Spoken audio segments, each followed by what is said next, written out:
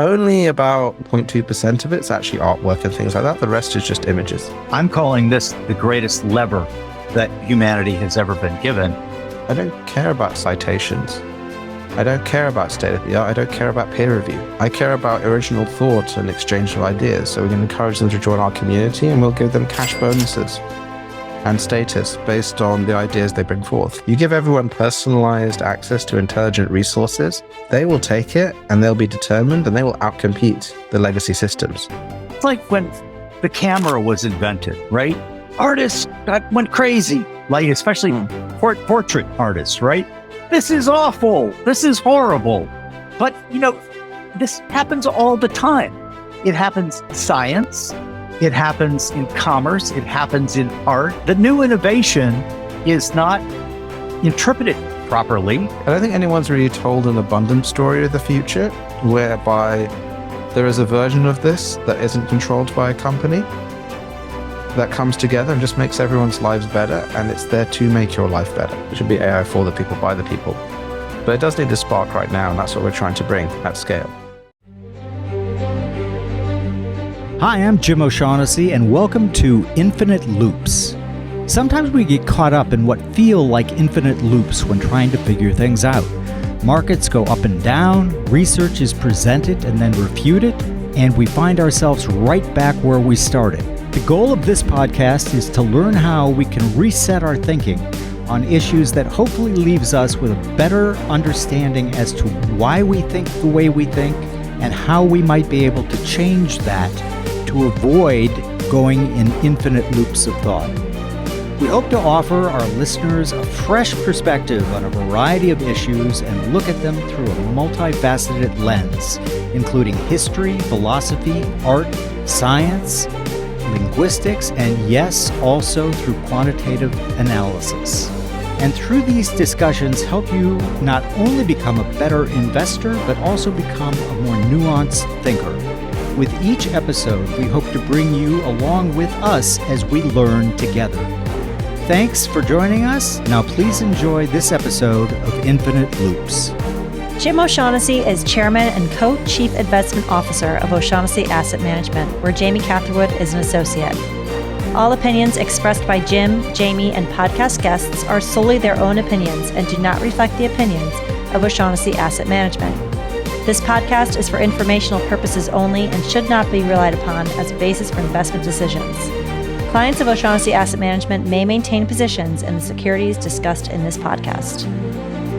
Well, hello, everyone. It's Jim O'Shaughnessy with another Infinite Loops, and today is a very special Infinite Loops that we are going to drop as a bonus pod. My guest today is Emad Mostaque, the founder, the beacon of light for open AI, of Stability AI. Now, I need to explain our relationship. I had been following Emad's work closely and finally met him in August of this year.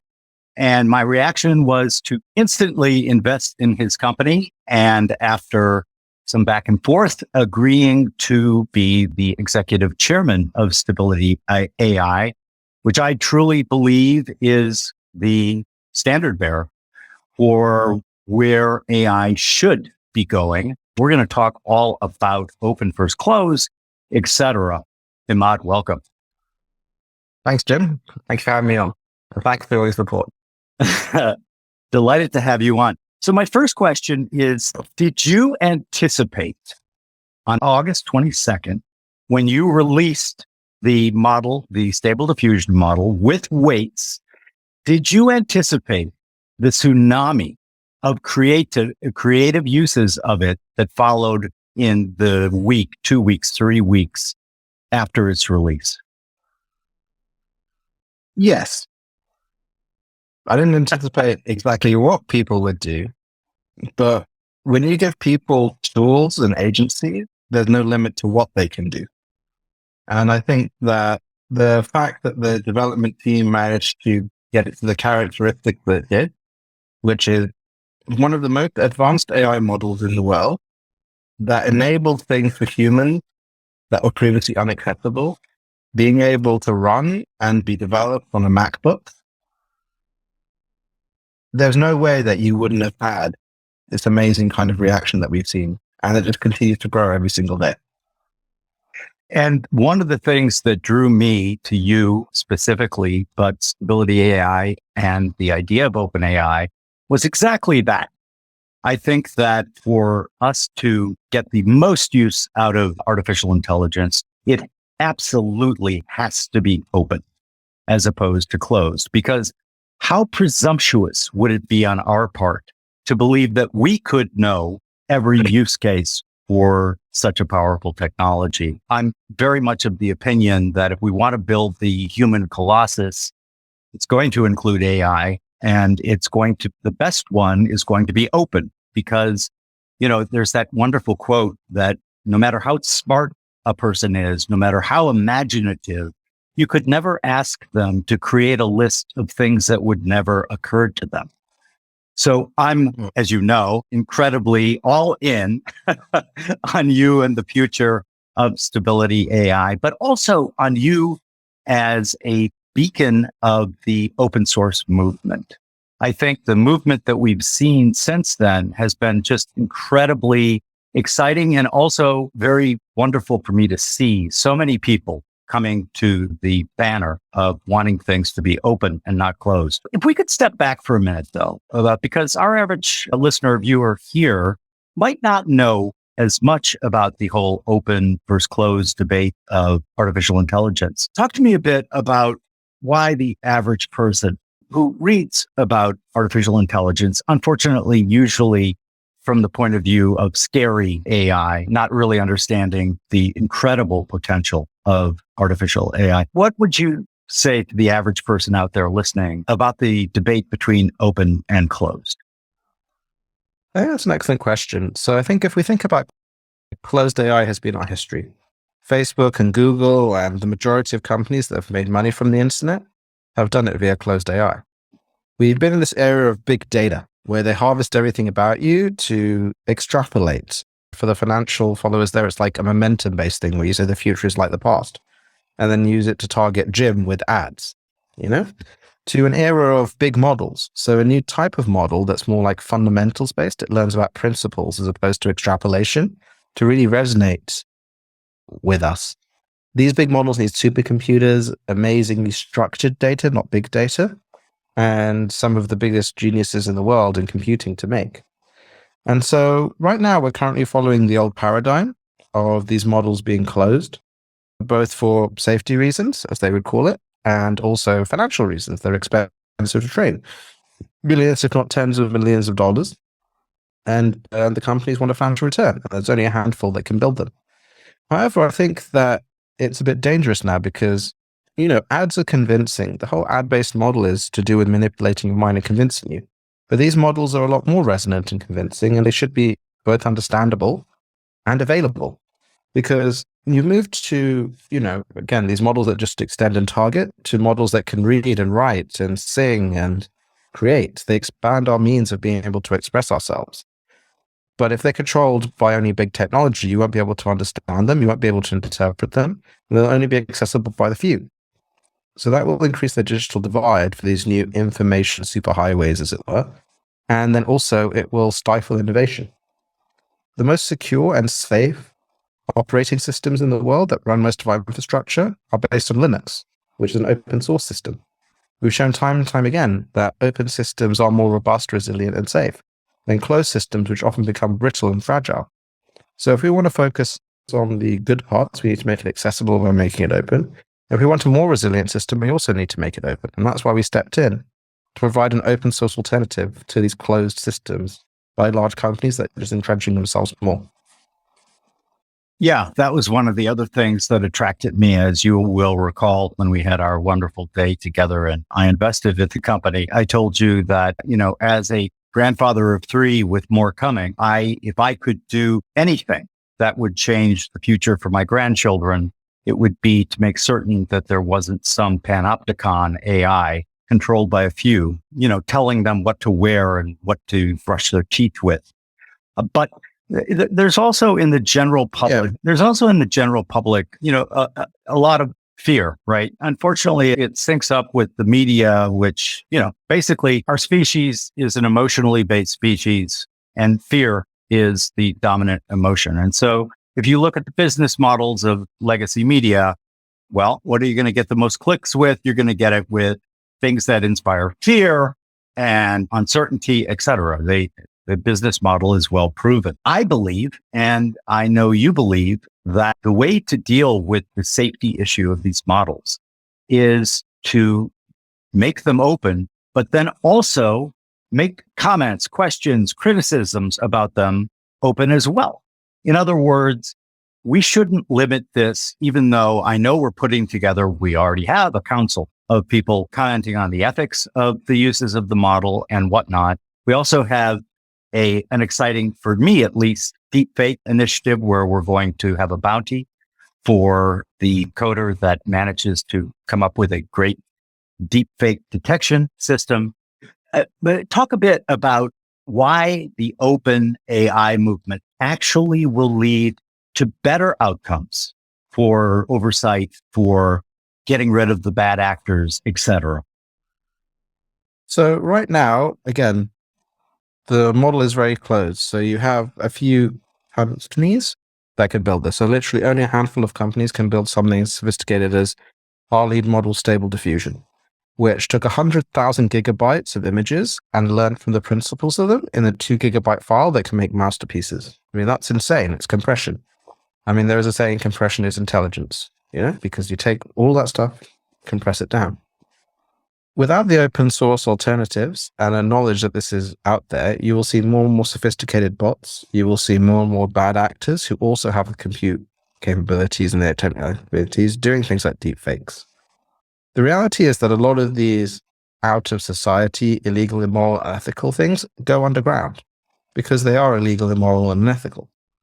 They are not the majority, the vast majority of positive things here. I mean, the internet is full of a lot of very questionable things. And this comes to another point. When, for example, Stable Diffusion was trained, it was trained on a snapshot of the internet, basically common crawl, similar to what you would get from Google image search. That is biased. It is largely Western, and it's not diverse. But if you don't have a framework that you can take and adapt, like was done with Japan Diffusion, which trained on the Japanese language, so salaryman doesn't mean a man with lots of money, but a sad man instead, then you have no basis from which to work. And you have to wait for the big companies to eventually get to your culture or your race or your content, etc., which may take many years. So not only is there no herd immunity built up because people don't know this technology is prevalent and accessible, but also there's no ability to understand it and countervail it. And then finally, there's no ability to create more diverse models. Instead, you stick with biased models, and some of these biases are unconscious, right? So it becomes biased whether or not you want it. Like you type in beautiful lady and you'll see a white lady, whereas that might not be the case around the world. So I think everyone deserves to have their own models, their own data sets, and more people in the conversation about what is ethical, not ethical, moral, and not moral, because we're not the same around the world. But this technology will be used by everyone around the world. So how do we get from A to Z?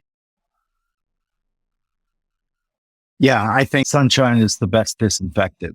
And that's what we're doing on the open source side. Yeah, well, I think I'd like to add to that as well, like the competition system with Kaggle, which has data science competitions and others, has been shown to work very well because, people obviously want to be paid to contribute, but when it comes to open infrastructure like this that can go to millions, if not billions, people are excited to commit, and they're excited to contribute.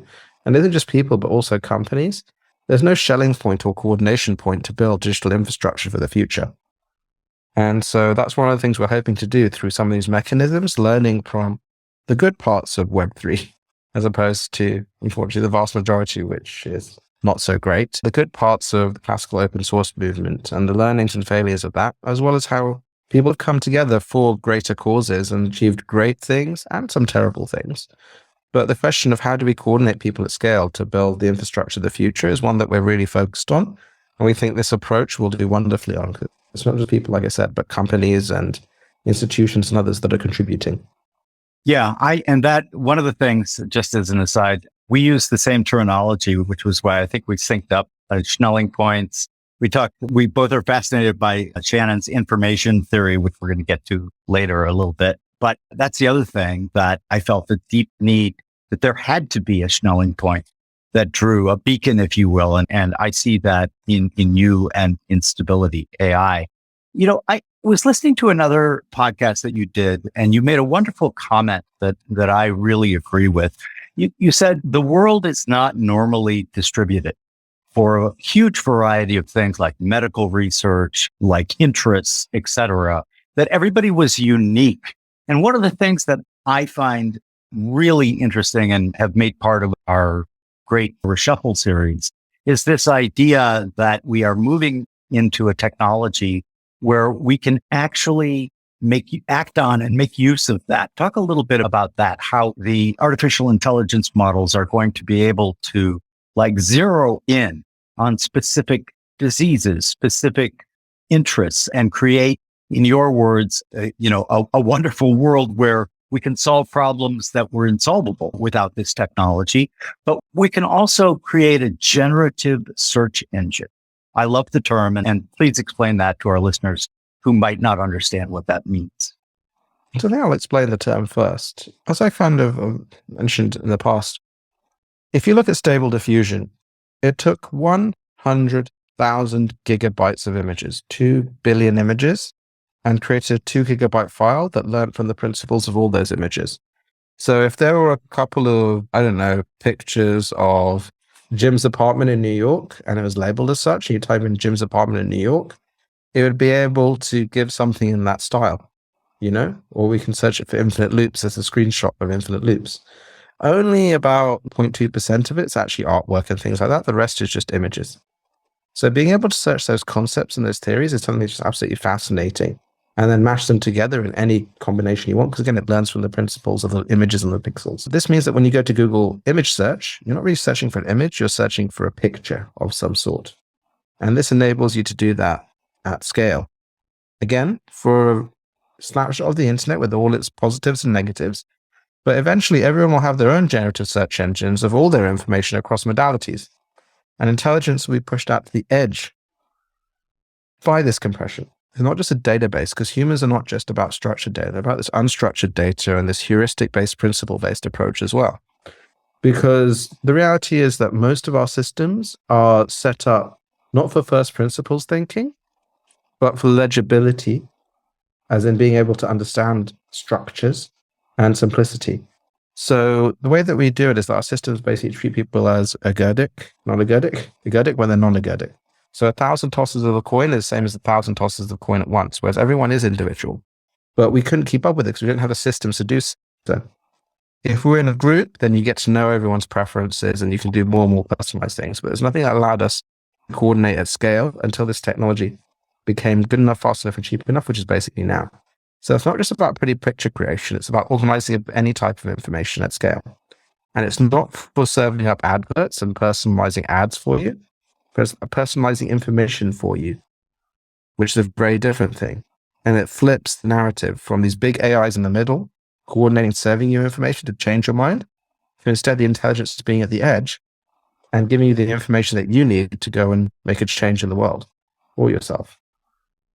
Yeah, and making the change from highlighting and encouraging consumption, and now we have the ability to highlight and encourage creativity, which I think is one of the coolest uses of this. But that leads me to my next question, which is obviously the generative art is incredible. It's amazing and it captures people's imagination. But I personally think that two of the biggest industries to be affected by this are ultimately going to be healthcare and education. In healthcare, just think of what we can do with, say, forensic audits on past scientific papers, what we can have the AI look for anomalies in previous papers. We'll identify, hey, all that data, a la Ansel Keys at the University of Minnesota with his diet study. Oh, gee, that was all fake data. We as humans can't sort all of the various things, but it's a trivial thing for AI to do. And it can find patterns that are unlikely to emerge by chance in all of those particular papers. And also, it will give us the ability to reproduce, use in silico, as opposed to having to run a human trial, etc. It will help with orphan drugs. As we say, everyone is unique. And I see all of the use cases for artificial intelligence in these fields to be just massive. Another one, and then I'll get your take on it, but wouldn't it be great? And this was said to me by a friend of mine who's deeply into AI.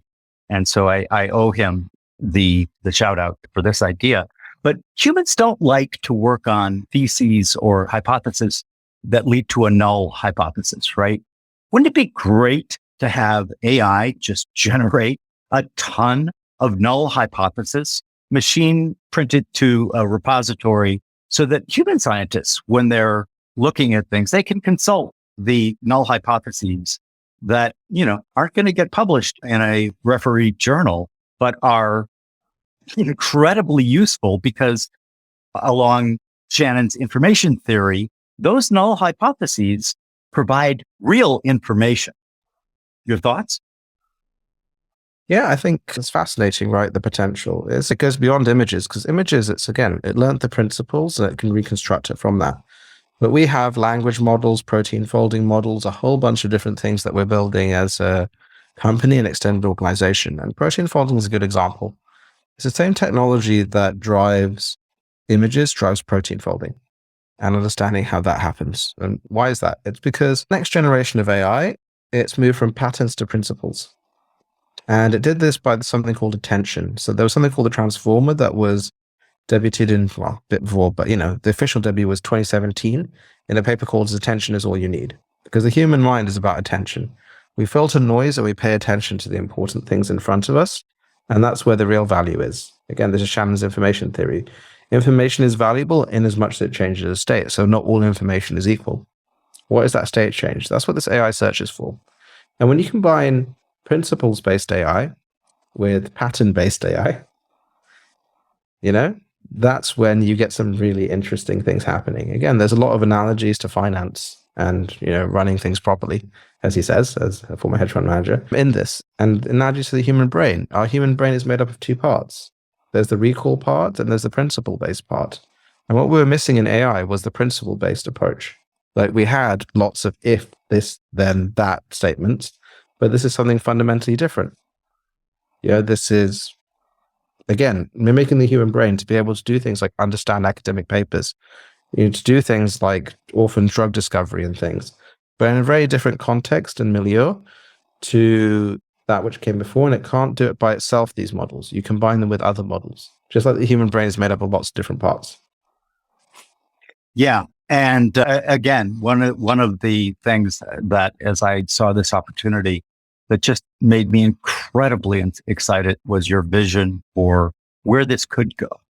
And part of it was in that combination of models, the idea of having access finally to liminal spaces, that humans are not terribly well programmed in human OS to really grok the value of what that is providing us. In terms of education, we already have a wonderful initiative that's been announced, but I'd like you to talk a little bit about that because it's really quite amazing. And I don't think that people who would normally be listening to Infinite Loops would know about how incredibly exciting the prospects for education are that we're already deeply involved in. And the other thing that I'll get in, because I forgot to give it the push. Of course, I love the compression, but I also love the TV show Silicon Valley. And so you and I tease each other all the time with gifts from that. Like, oh, would compression be a good idea?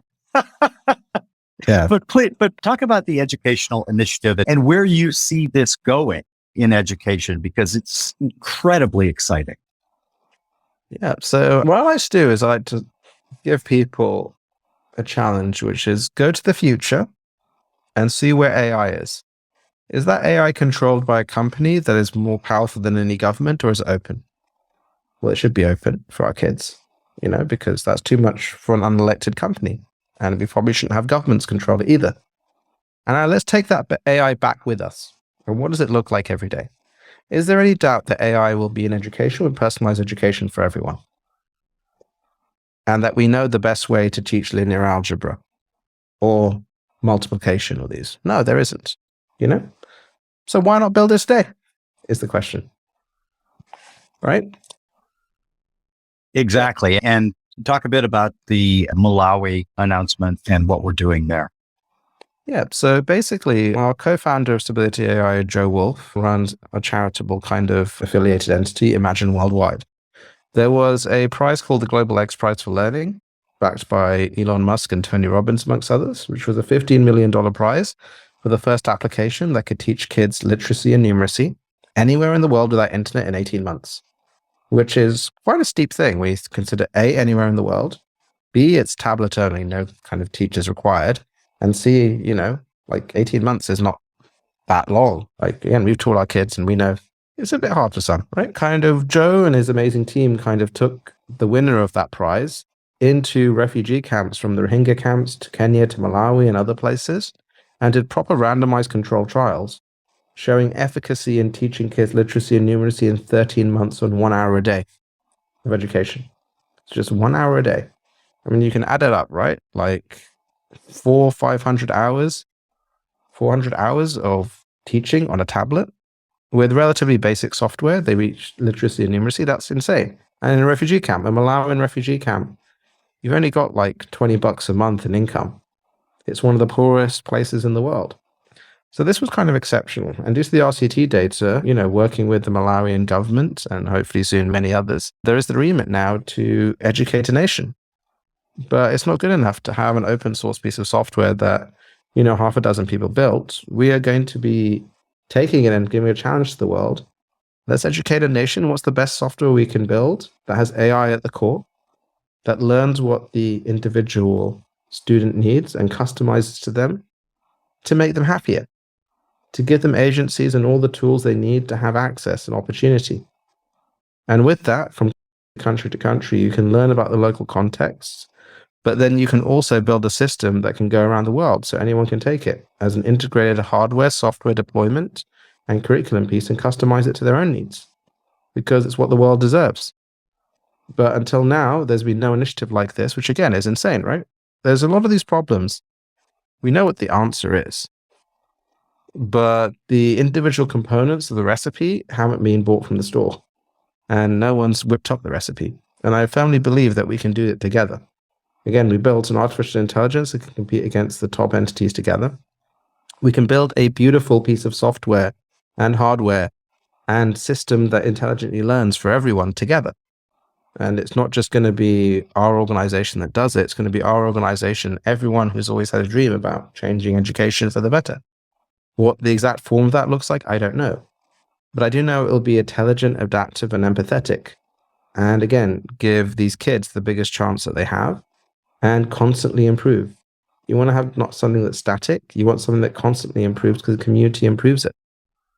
And so that's our education piece. That stability. And by extension, what I love, and again, what draws me so strongly to this is we'll do this together. I have been, one of my many soapboxes is if you want to build a human colossus and advance our species, it can't be done. I mean, here Lord Acton's quote is very apt.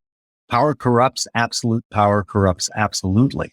And so this idea that we should even be willing to consider this being in the hands of just a few seems insane to me, because it will fill things like you just described. An open system, in fact, will, right?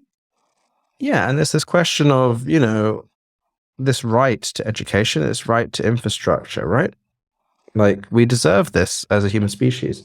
Like, I think it was Vinay Gupta, who's a very interesting guy, had a proposal that we make a very basic approach to human rights, which is the rights of the children. I like that. Because children cannot speak for themselves.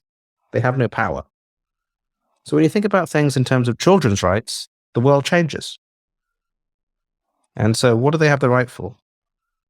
Education, healthcare, food. So as a society, are we providing that to the children? No. So we're impinging on their human rights. As a society, can we do that? Yes. And it should be infrastructure for all. It should not be controlled by private interests, but private interests can, of course, apply it. But again, there should be equal access, because otherwise what you're going to get is AI enhanced humans and not AI enhanced humans, right? You're going to get this widening gulf. As you said, you can come together to build this if you do it properly. But it's like, have you ever seen that video of the person dancing by themselves? Yeah. On top of a hill? It's all Yeah. about the second dancer and the third dancer. Like, you have to lead, but the key thing is having followers. And if you're closed and private, you will never have that many followers. But if you do it in the open, where the amount of people that want to help with this is thousands, if not hundreds of, to be honest, it's everyone. I have yet to meet a person who's happy with the education system as it is. And I'm lucky, you're lucky. We came to the top of our education systems in very privileged backgrounds, right? Everyone's unhappy with education because it's antiquated. It was designed to provide people as the cogs for systems. Like, I like to say that our organizations are slow, dumb AI that eat our dreams and hopes, because that's how they're designed, the bit of a colonial past kind of there. You will be a number. Whereas what I want instead is to have education that gives people all the tools they might need to be chefs, not cooks, to come up with recipes and, to kind of extend themselves, to feel they have agency. So to be happy, you need to have agency and progress and feel that there is a future. So I think we can do that through this technology, which I think will be amazing. And again, make that a human right for everyone. Like, there should be a right to universal health education. But then, as we have an integrated software, hardware deployment, and all these other things, and we have some interesting financial instruments as well I can talk about, you can put healthcare on that. You can use it as a logistics hub to feed people. There's no limit to what you can do, because all of a sudden you're putting standardized infrastructure that's intelligent into the poorest places in the world. And you're doing that with initiatives such as UNESCO. We have Project Giga, which is putting high-speed internet, satellite, and broadband into every school in the world. And you put it into every place of worship, all of a sudden the world lights up and the invisible become visible. And then you can solve these problems at scale. Just operating system upgrade. Absolutely. And I think obviously one of the most exciting things about this, we have a primitive technology, which is amazingly powerful. And I'm using that, gang who are listening. I'm not saying the tech is primitive. It's a term of art in technology. But, the school thing is another one of the things that has always animated me. Robert Anton Wilson, who I love, who was way ahead of his time, wrote in, I think, 1992, all of our old models are collapsing. And I think that's true. I think we're seeing it now. And the idea that the educational system is antiquated, it was designed primarily by industrialists who wanted humans to get used to sitting in a room for 8 hours and doing as they were told. And obviously, we are well beyond that. And so the idea of both reimagining and reworking education, healthcare, all of these systems has been something that, we've been really in drastic need of for quite some time. I think it's actually part of, when people are feeling down, when they're feeling like the future is not bright, this sort of thing is the thing that will light them up. I loved your idea of the lighting up the places of worship, lighting up the places that when you look at one of those satellite pictures and, Europe and America are just beaming and a lot of other parts of the world are dark. I think we have the ability and opportunity here to light those places up. Yeah. If I can say one thing about that. But the reality is that America and Europe are lit up by candle wax and kind of oil and fat lamps. Whereas you have the opportunity to actually leapfrog in these places where there is no infrastructure, as opposed to fighting against the system in the West. It's Clayton Christensen's idea of disruptive innovation and tiny steel mills against the big steel mills. You give everyone personalized access to intelligent resources, they will take it and they'll be determined and they will outcompete the legacy systems. And then the legacy systems have no option but to adapt and improve and upgrade to LEDs from cameras. I love it. And brings to mind the other idea that I think got me so excited about the opportunity to join you was this idea that most of these models are designed to serve, what the book, The Weirdest People in the World, wrote about the dominance of, in psychology studies and a whole variety of studies, Like all of these studies were done on Westerners. And he titled his book, The Weirdest People in the World, because we are quite other populations, other places in the world.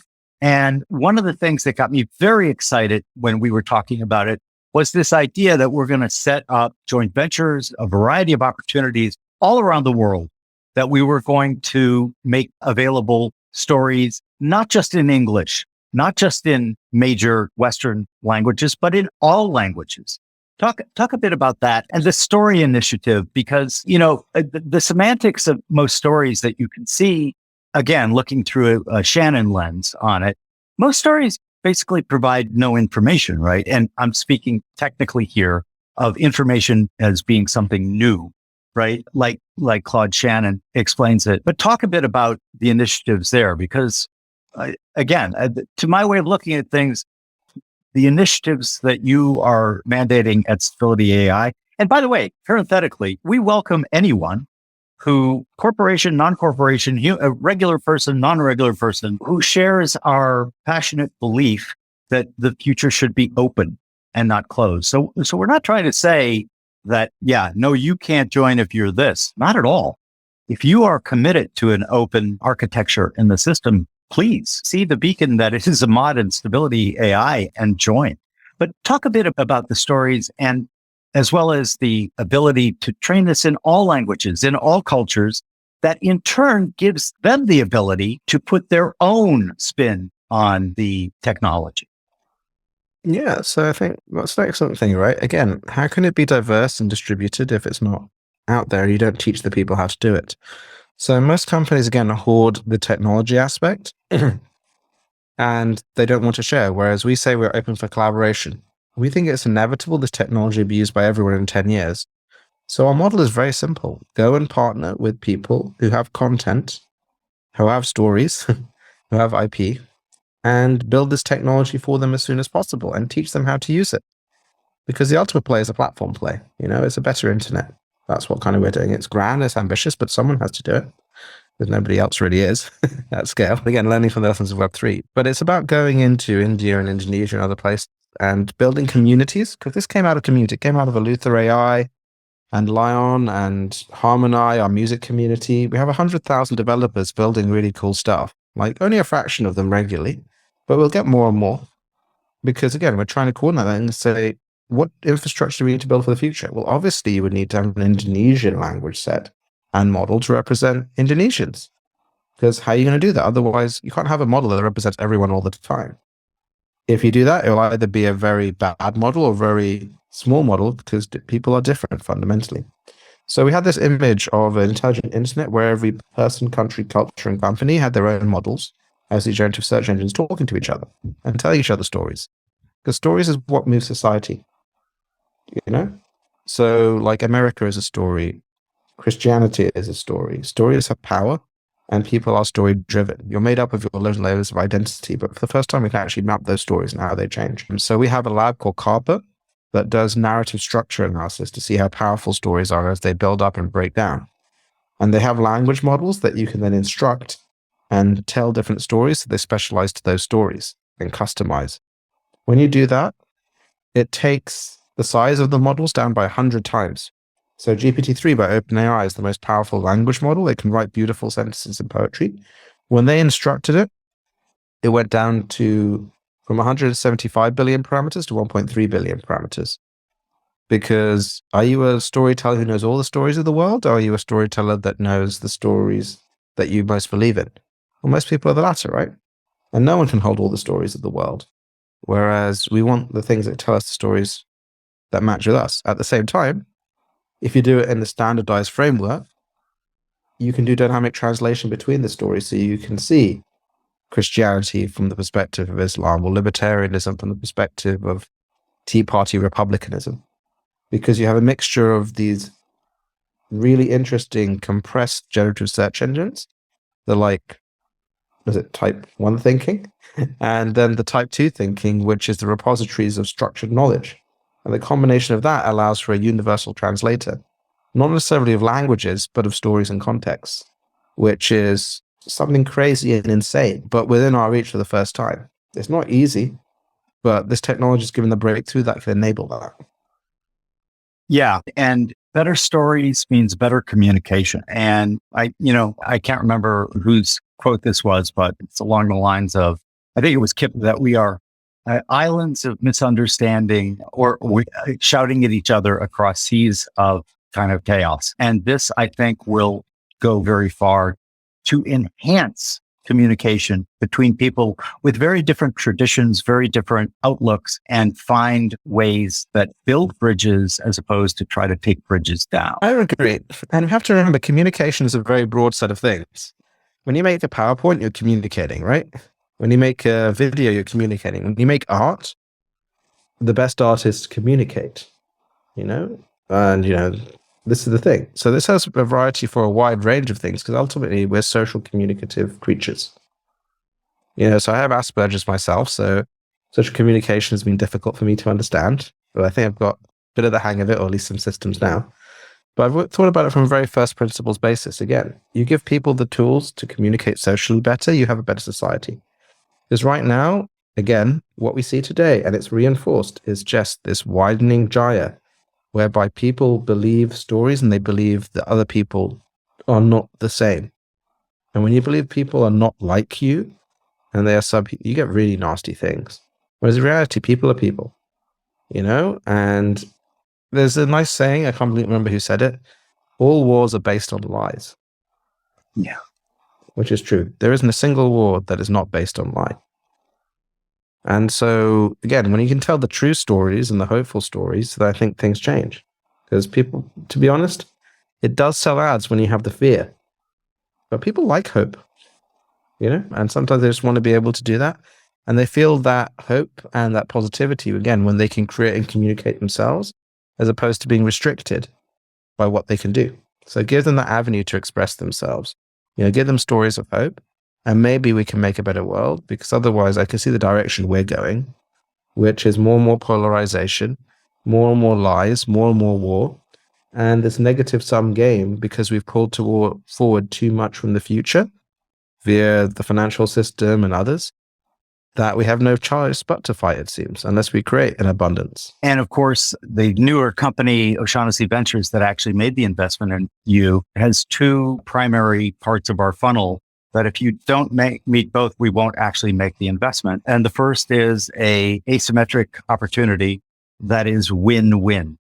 And so again, in this series that I've been doing, The Great Reshuffle, what we're trying to highlight is that we are moving from a scarcity mindset that dominated humanity for all of our history, really, to an abundance mindset. And in that, I mean, we are offering tools, or these new innovations are coming online at a staggering pace that make it so that things don't have to be like they used to be.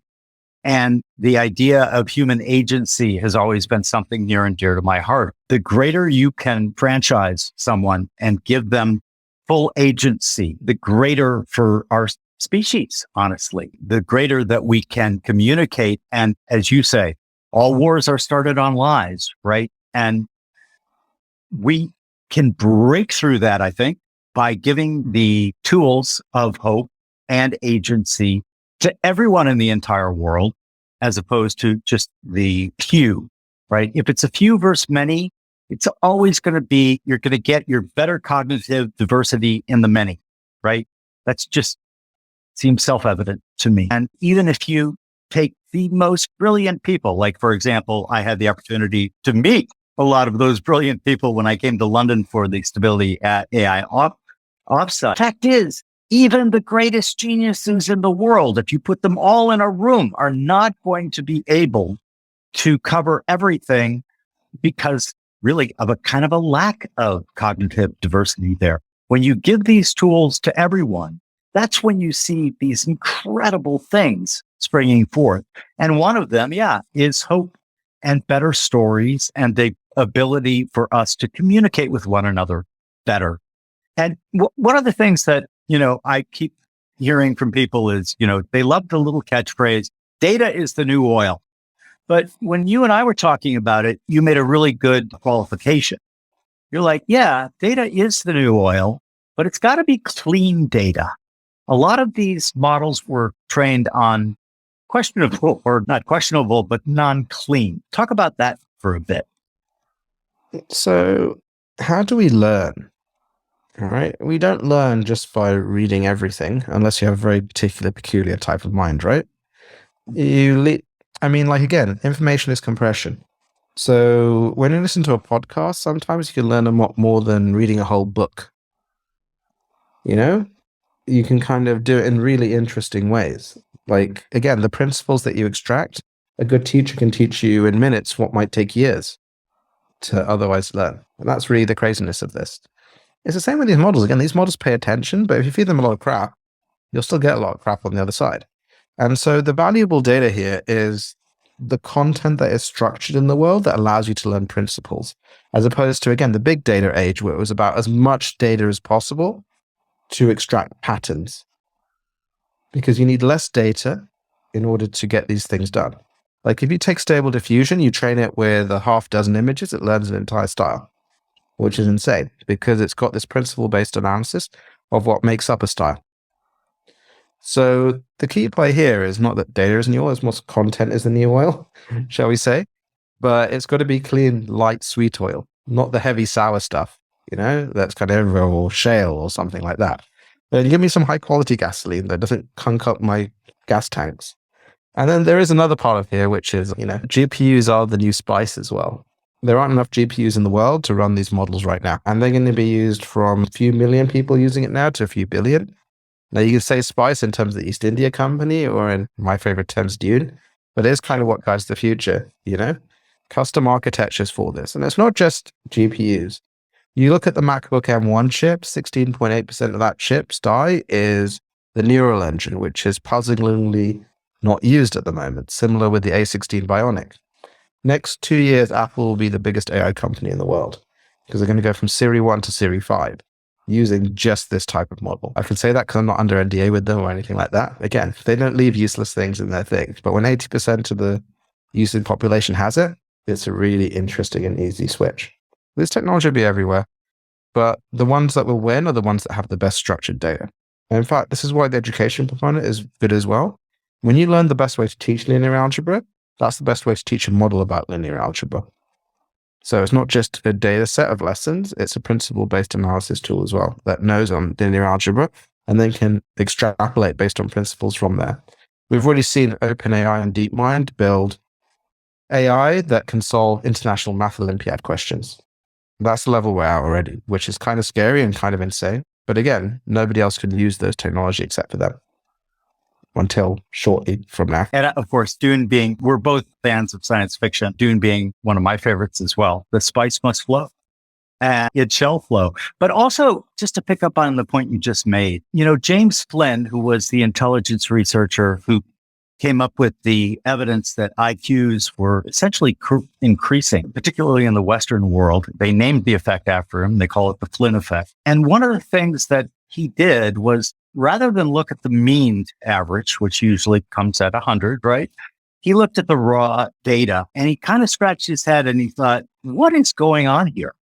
Because if you looked at the scores from 1900 in America, let's just keep it in this country, they would have been about 67, which now is considered impaired, versus 100 in 2000 when he was doing his insight, of course, fairly obvious, but let's put it out there anyway. This could not be the result of genetic evolution in our species because it happened over just a few generations. And he came up with the idea that it was because essentially in 1900, everyone took, the best term was quite literal, right? And very kind of like share this material thing oriented. And one of the reasons that Flynn came up with this expansion of IQs was because we moved to more of an abstracted ability in thought, which immediately made me think of stability AI and AI in general. I think that, and I want your opinion here because you know much better than me, I think that this technology, this compression, has the ability to increase IQs generally across the entire world. What do you think? No, 100%. You need AI that helps you and extends you and augments your capabilities. It's like, to give you an example, this type of technology, similar, was used to beat a human at Go. Now, that was the AlphaGo program by DeepMind. So Go was considered insolvable, unlike chess, because chess, you can brute force it. You can calculate moves ahead. And then once you outpaced Garry Kasparov, you had Deep Blue, and then you had a computer being the best at chess. Now, Go has too many, this is Chinese chess, as it were, probabilities, because there's too many moves you can make at any given time. So it's considered insoluble until they made a computer, that AI, that could learn from principles of AlphaGo. And at least the dog, there's an excellent documentary about this, was considered way beyond the Magnus Carlsen and Go, in that he was like several down levels above anyone else, etc. They never thought he could be beaten. He was beaten in all but one match. But then what was the result of that from this computer that could learn and dream? And in fact, the latest versions don't even see any Go games. It just plays against itself. Well, he got better at Go. And so did all the other Go players, because they had strategies they could suddenly see that they'd never thought before. This is the null hypothesis thing, right? Humans don't like to do it. What if a computer could do it for you? What if it fill in some of the gaps in our psyche to extend us and make us think about things outside of the box? That would be really interesting. And again, this AI and these types of AI could do that appropriately when customized and with the individual, as opposed to working against them and trying to manipulate them. Because again, that's the fundamental thing right now. Like most people, if you tell them what's the ad model, ads, it's basically manipulation. What if there was a better model? What if we could run on that? Then you'll get something more interesting. Obviously, totally agree. And one of the things that I'm trying to do is translate this for people who AI is not their obsession and or their interest, and get them to understand that what we're talking about here is essentially human beings are tool makers. We always have been. And we are universal explainers and extenders, as David Deutsch would say. And this is just yet another very powerful tool, but it's a tool which will allow humans to enhance their understanding of the world, the way they interact in the world. Your comment about the Go player himself getting better, I think that is really critical, right? People see the headline, which is computer beats Go champion, right? And they miss, in my opinion, the story, which is the real story, which is computer makes Go champion much better at Go, right? Yeah. I mean, it's the thing. It's like there are various views of the future. To be honest, I don't think many people tell a happy story of the future. Like in talking about this now, my Twitter feed is full of, will Vladimir Putin use nuclear weapons? Which is stupid and insane, but could happen. Because stupid and insane stuff happens all the time. There is interest rates going up to 7%, 10% inflation, all sorts of things happening right now. Where are the stories of hope for the future? There are some around biotech sector has crashed. There are some around, self-driving cars and things like that. I don't think anyone really believes in that anymore. $100 billion has gone to the self-driving car sector. Anything to show for it? Well, minus $100 billion. So someone made the money somewhere, right? But again, I don't think anyone's really told an abundant story of the future whereby there is a version of this that isn't controlled by a company that comes together and just makes everyone's lives better, and it's there to make your life better. Like the flip side of this is one of the scariest stories of the future is AI alignment. What if we build a system that is smarter than a human and can make itself smarter? Will it solve all the problems of the world, or will it kill us all? Because that's the easiest way to get rid of the human condition of suffering. Or just annoying to it like a gnat, right? It's like one of the examples of this is the paperclip maximizer. You try to make paperclips, it gets sufficiently smart, it turns everyone into paperclips because that's all it can do. An AI that builds with us and works with us and is open, just like Linux is open and one of the most secure, solid operating systems that runs the world infrastructure, I think is more likely to work with us and be safe than one that is controlled by a giant company built in the dark and not shared and not open. So I think that's an important thing too. And I think, again, like this is the one shot that we have to make it so these are open versus closed. Because this is the other thing you've mentioned before, Jim.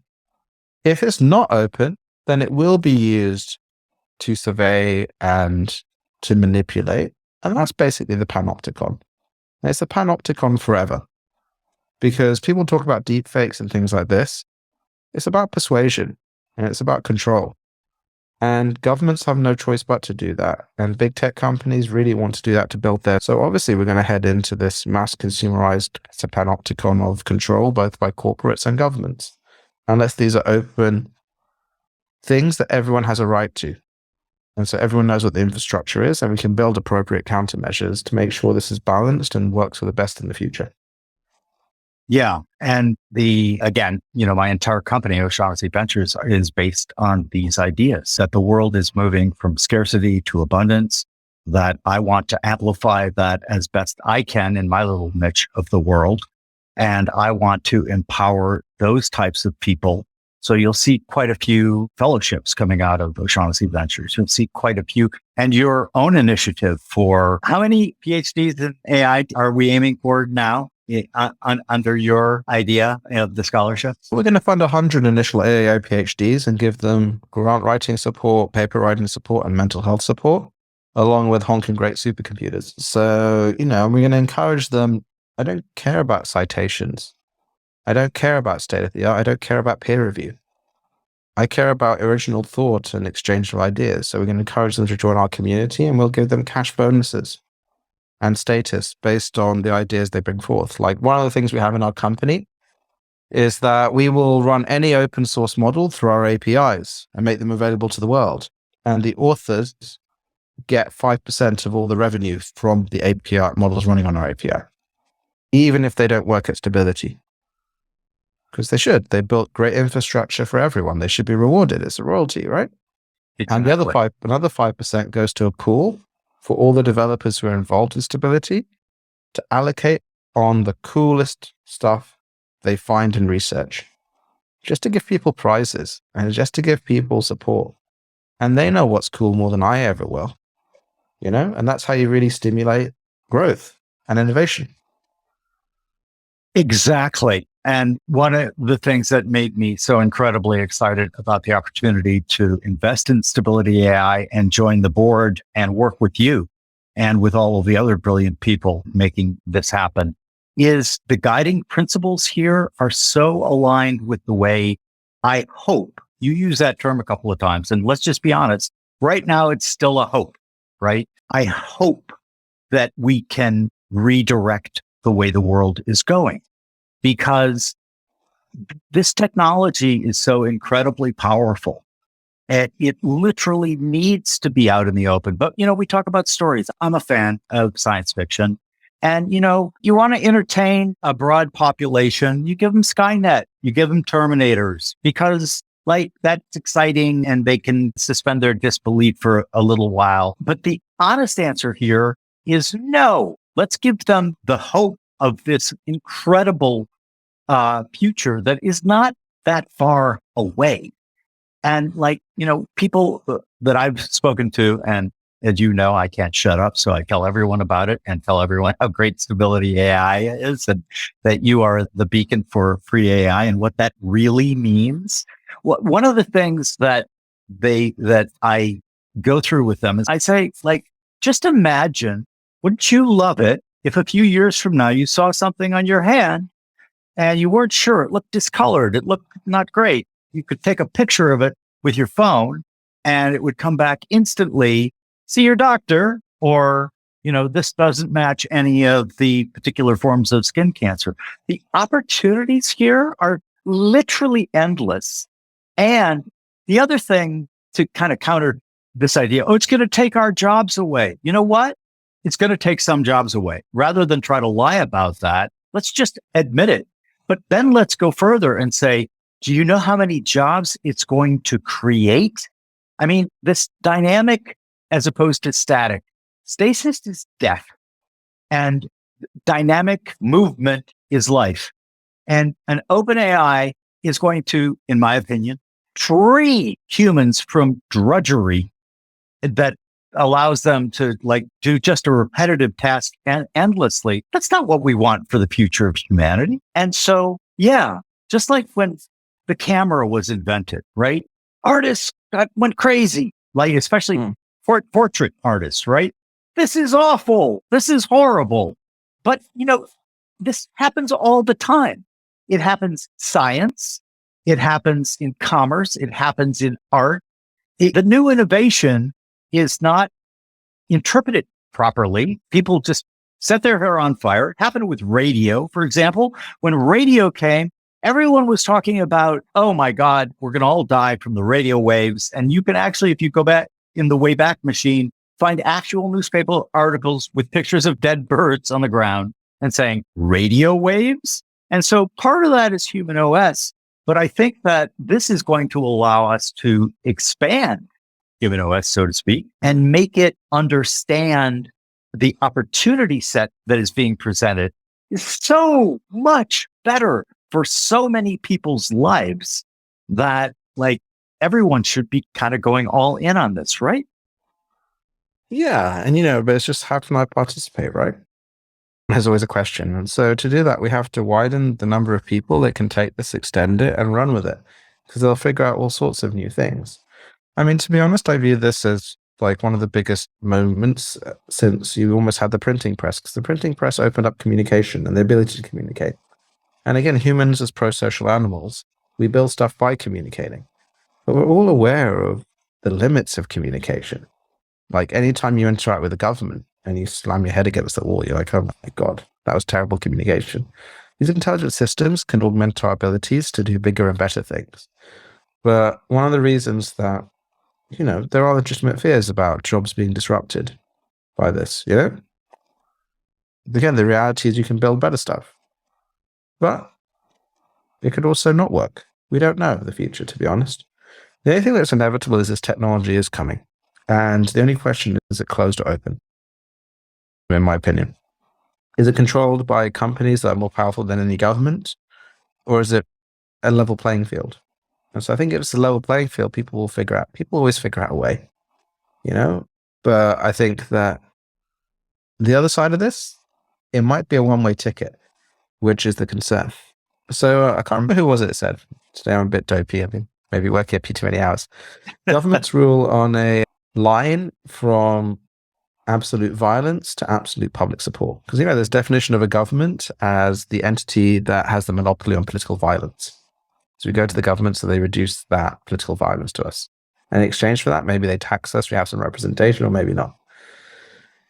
If you look at the aftermath of the Arab Spring and a whole bunch of other stuff, we now have drones that are personalized bullets. We have surveillance states like nothing else. And now we've got very convincing AIs that can convince people of just about anything. It used to be that if you didn't like a government, you could raise up against it. I think in a few years, that will not be the case ever again. There is no ability for the minority to rise against a government and change it. In our political systems, we can see the strains of, again, this widening gyre where it's just left versus right or whatever. And I think, again, as these tools and technologies are deployed, forget about foreign influences. Local influencers will use it in increasingly, and I believe, unethical ways. But again, they'll be forced to because it's a competition. So you'll get stuck, again, in this political panopticon where people might be happy, but, it's like the China social credit score system. I think it's a good thing in some ways, but at the same time, you should give people a choice, right? Like you don't want, I think, 8 million people can't use the planes or trains because they can't buy tickets because their score is so low. Right. This is a very strange sort of circumstances. It's the gamification of life. And I think it's an inevitability unless, again, like I said, we give everyone the tools they need. Also, I should note that, just like the example of the leader and then other people following, I think our role as stability is just to catalyze this. And then for it to be independent, and the AI of India or Indonesia or of artists or musicians should be run by the communities themselves. It should be AI for the people, by the people. But it does need the spark right now, and that's what we're trying to bring at scale. And that's why we do so many different things. We just don't do images, because we have the world's most advanced image technology, but we also do language and code and protein folding and education and all these things, which is crazy for a company that's just a couple of years old, basically. Yeah.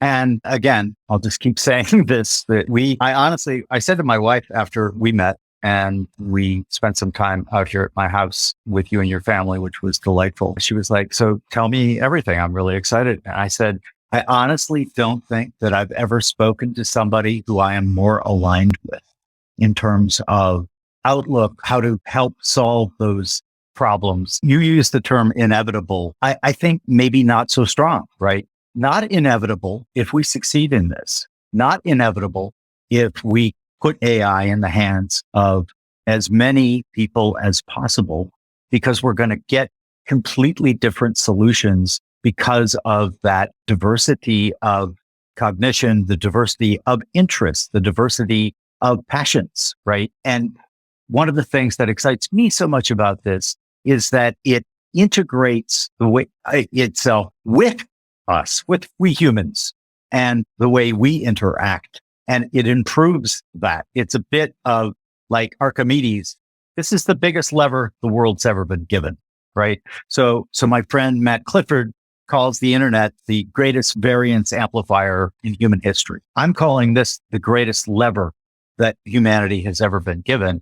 And like, if that's going to lead to a future where all of these incredible things can happen or are possible, not even predicting they will happen, that lever's got to be available to everybody, in my opinion. I feel, as you know, quite passionate about this. And so I think that the idea of, by the way, this is not a us versus them, right? So one of the things that you mentioned earlier is that we've fallen into this us versus them, left versus right, what have you. And then the in group is othering the other group, right?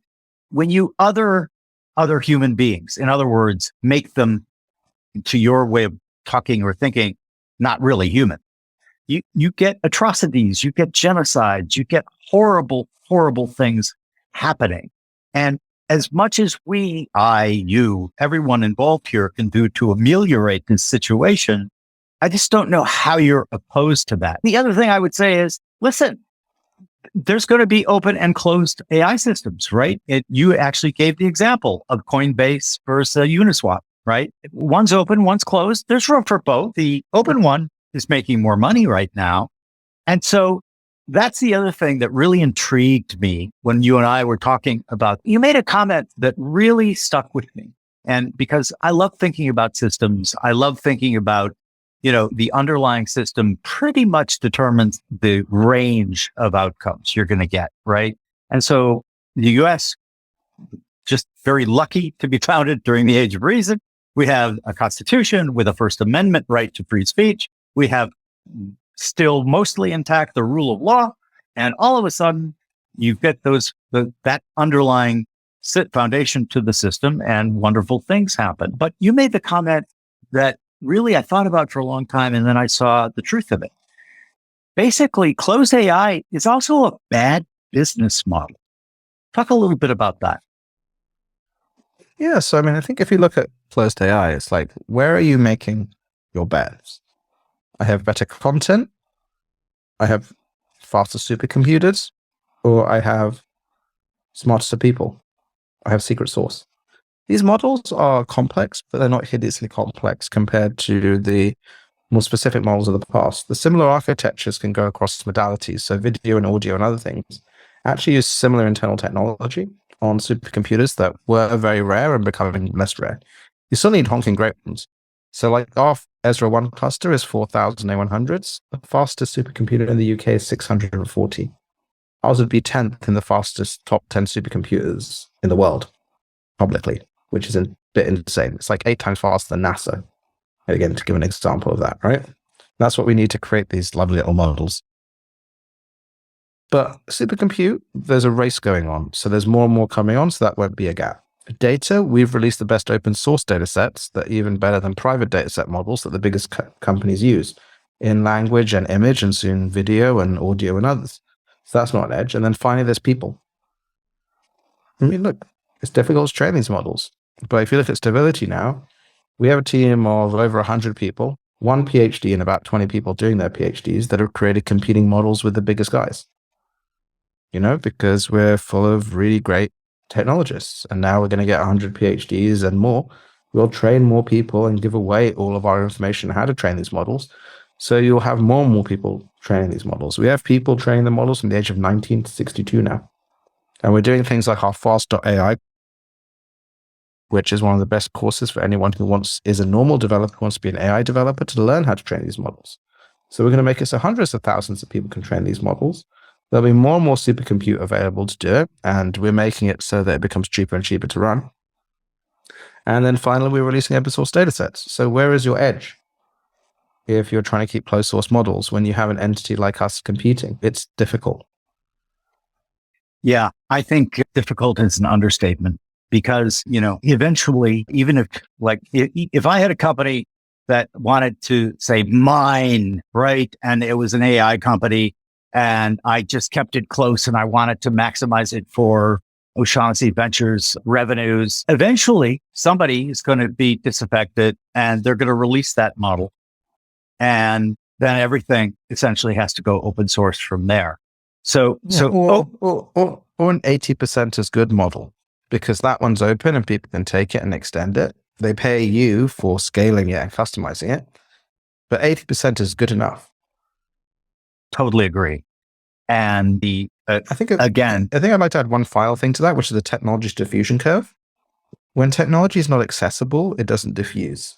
But by making technology accessible, we've created brand new industries and uses of the technology we wouldn't have foreseen. Can't do that with a closed model. Like even when we go into companies now, they've already done the prototyping for us because the internal developers have used Stable Diffusion to show to their bosses. So that part of the whole sales process is really done, which is always nice. Yeah. And on that note, I kept the piece of paper that Dan did the curve during our offsite. And you're absolutely right. If the tech is not going to be adopted if people can't get access to it. It's pretty straightforward and pretty simple. And I love the idea of the ability to do a PowerPoint, but not a PowerPoint, because I hate PowerPoint and I very rarely use it because I always say, I don't want to put myself in a box, because I look at PowerPoint as engendering a certain way of thinking, and the way of thinking or not thinking, more of compliance. It is literally putting things in boxes, which I am incredibly opposed to, as you know. And so one of the things that happens here is the box goes away, right? Because people can do this stuff on the fly, or will be able to shortly. And as we add to this creative pile, as it were, right, it just keeps getting bigger and bigger and better. It creates a virtuous flywheel, as opposed to the negative compounding flywheel of scarcity and no, it's mine, and the precautionary principle and all these things. But I want to underline what we talked about earlier. I'm also passionate about dealing with the problems that will inevitably result, right? I am what I call a rational optimist. It's not that we don't expect problems. Of course we do. Yes, there will be problems. There'll be new and better problems, but we will deal with them as they present themselves. It's like, I can't remember whose quote it is, but I love the quote. It's like, man invented fire. And literally, fire is probably responsible for us having this Zoom right now, because it made cook our meat, right? Made our brains bigger, and whoa, yay, fire. And we often called this Promethean fire, right? But fire can also be very damaging. And therefore we came up with fire alarms, fire departments, fire warnings, all of these things. And so the iterative process of building the immune system so that these things can't just be used just for horrible evil is part of this process, right? That's the thing. Like I said, it's always a balance. Any powerful technology can be used for good or bad. That's the reality. And this is one of the most powerful technologies that we've ever created, because this technology is us and extends us. So it learns from the internet and it learns principles. Again, how crazy is that? It pays attention. So can you use it to control, or can you use it to create? I think is the question here. And then if people are using it to try and manipulate, by understanding it more and getting it out there, that's how you build countermeasures. Otherwise, your enemies will always have more degrees of freedom than you if you're ethical. And so I think that's not properly appreciated here, because again, they already have access to this technology. And we see that. Like the bots that will come to the upcoming election cycle will be nothing like the bots that we've seen before. As an example of a negative edge case. I think also what we're doing now is because they're so powerful, we're making decision making under uncertainty, not under risk. So you try to minimize for maximum regret of what could go wrong. But that leads to a very fundamentalist or orthodox positioning, which is that if an act in itself leads to an impermissible or bad outcome, it in itself is bad, like releasing models open source, because they could be used for something bad. That's the same logic as the Saudi clerics forbidding women to drive, because clearly if they drive, they'll go and fornicate, because that's how women are. It's called blocking of the means or saladarai. Other religions have very similar things on the orthodox side. Not saying it's necessarily wrong, it's a way of looking at the world. It's not a way that I'd agree with. And I don't want to have orthodoxy put upon me. When I look at the other side, I look at the good that it can do. Right now, anyone in the world can create anything they can imagine for pennies. And I think that's awesome. And it wasn't there a few months ago. Right now, it hasn't technologically diffused yet. It's being incorporated into platforms with hundreds of millions by our partners. You'll see this, the ability to create anything you can imagine. That is an advance in humanity. Because before, it was gate-kept.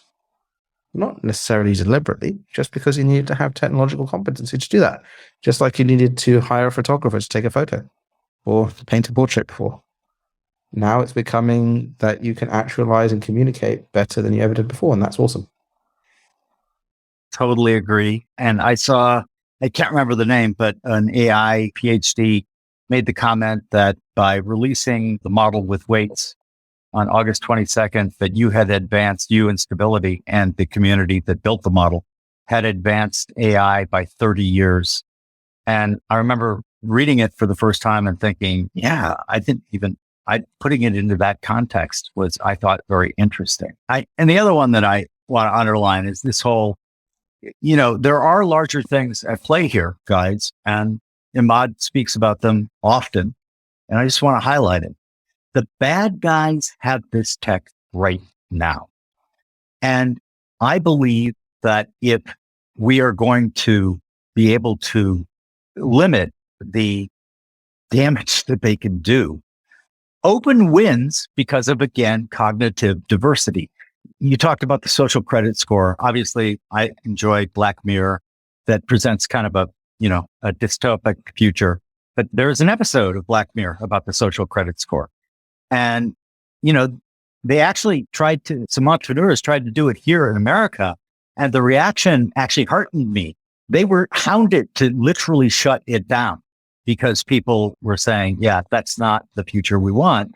But if you want the most advanced learning, if you want the most advanced models, if you want the biggest tool set to combat the evildoers who also have access to some of this tech, it's got to be open, because open is going to find edge cases that a few people in a room are never going to find, because there's going to be some person out there incredibly passionate about X, whatever X might happen to be, and they'll be contributing.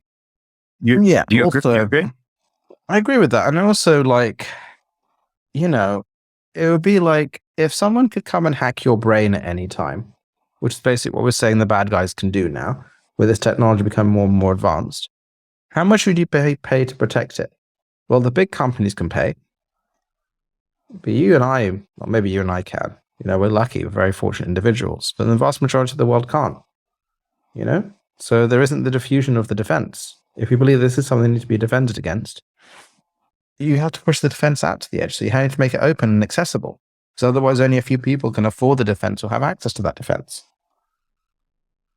And totally again, agree. I think that's super important. I think this is the other thing. Like what you saw is, so for example, someone took Stable Diffusion, our image generating thing, and combined it with a technology called Dream Booth. It allows for pictures to be put into anything. It started off requiring 48 gigabytes of VRAM. So that's more than any consumer graphics card.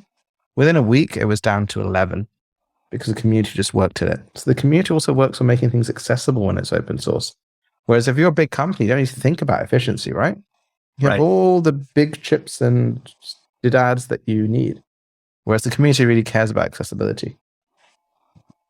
Totally. Necessity is the mother invention, I suppose, is the phrase here, It certainly is. One of the things I joked about when people were asking me about this obsession of mine. I've been a journal keeper since I was 18. And so I joked to somebody like, well, why are you interested in this? I said, well, I'm going to take the 40, however many years, well, gosh, we're getting even closer to 45 years of these journals that I've written out. I'm going to have them transferred over to machine readable text so the AI can explain myself to me. Yeah. And it's just within reach, right? It really is. And it's absolutely one of the most exciting opportunities that I've certainly seen in my lifetime. And I've seen a lot. And I was around for the .com craze, and I was around for Web 1, Web 2, Web 3. I think this is Web 5. And I think that as it diffuses throughout communities that are not strictly tech communities, that are broader communities, the results are going to be stunning and very hope inspiring. Well, yeah, I think please. Yeah, I think Jack Dorsey's already taken Web 5 actually, so we have to change it from that. Let's do Web 6 then. But it's like you know the old joke about the 7-minute apps, and they didn't see 6-minute apps coming. Yeah. Well, this has been amazing. I cannot tell you how excited I am to be involved. I cannot tell you how highly I think of you and the team and the mission. I think that as people get to understand and know us better, we're going to see a huge number of people come to our Schnelling point because it matters. And because this innovation can go one of two ways, I think. And the open way leads to an abundance mentality, leads to improving human outcomes, leads to improving children's rights. I love that notion. I think leads to us leveling up as a species. So at the end of this podcast, I always ask my guests, and I've actually, last night I was thinking about what yours were going to be. We are going to make you the emperor of the world. So you now have an additional title to your emperor of GPUs. You're emperor of the world, but we are precluding you from killing anyone, from putting anyone in a re-education camp, but we're giving you a magic microphone that you can speak two things into and incept the entire human population completely non-violently. They're going to wake up the next morning and the two ideas that you're going to give me, they're going to think are their own idea and they're going to act on it. What two would you whisper into that magic mic? It's a tough one. I think the first one would probably be to whisper that they have agency. People don't believe that they have agency, but the reality is that everyone has the potential to do just about anything if they put their mind to it and they believe that they can. Doesn't mean that you can literally go from 0 to 1,000,000, but you can definitely have control of your own thing because you are the main actor in your play. And so I think that'd probably be one. And I think the other thing is, like I said, I've been thinking about this a lot. It is, when you think about rights, again, frame it in the rights of the children, as it were, when you're grappling with some of these bigger things. I'd like humanity to think about that in general, because forget about future generations. They are the future generation here. And I don't think we spend enough time thinking about their rights and how to deal with them. Because then things like climate change, food poverty, a lot of these other things really become a lot simpler, a lot more direct. And I think we need to get on that same page globally. I love both of them. And I've been on the agency idea forever. So I love that one. I love them both. But if people could just understand that they do have agency, wonderful things happen when people understand that they have agency, and horrible things happen when they feel they don't. Learned helplessness is a real problem. And learned helplessness can only work if people believe that they have no agency. So I love both of those. And the second one reminds me of and I'm going to get it wrong because I'm doing it from memory. Hopefully when I have the AI on my phone, they'll do it for me. But the African proverb that is, we did not inherit this world from our ancestors for us. We essentially are the custodians of this world for our children. And I think that reframing is a vastly better way to think about things as we plot our path forward. Well, Emad, I am incredibly excited about this opportunity. I am in awe of you. I am delighted to be part of this grand journey, and thank you. So I look forward to seeing you later this week. And we're going out to San Francisco to have a bit of fun out there, and then at Astra. At Astra, indeed. All right. Take care, buddy. Thank you so much. Hey.